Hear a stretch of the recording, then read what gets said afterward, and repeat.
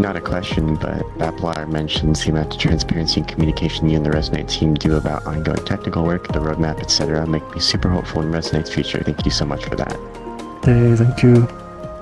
I do like kind of being like very open with the development, like it's kind of like one of my kind of like philosophies. Yeah. And it's like... It can...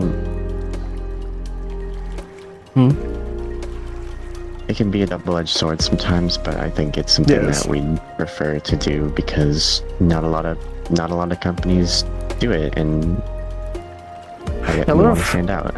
A lot of companies will just kind of be like very like hush-hush with stuff they do and like not do this kind of stuff, and like, you know, I do want us to be like different, and also like because it kind of like it feels like it's better that way, and it's like, you know, like I oftentimes like see in other companies and I'm like I don't want us to be like that, you know, I want us to like be different, and it's definitely there's negatives to it, and there's like cases where I'm like I understand why the other companies don't do it.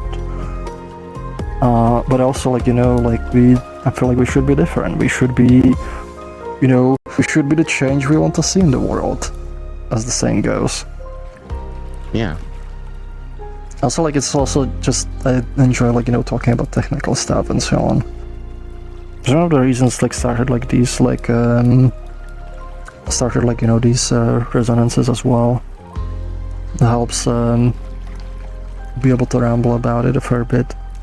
And talking about, like, you know, the reason and the motivations and things. It's in part because, like, for me, like, you know, I'm very, like, technical person, but also, like, I like, you know, a lot of, like, kind of broad design and architectural design and sort of, like, philosophy of, like, how we approach things and how we solve problems on a high level.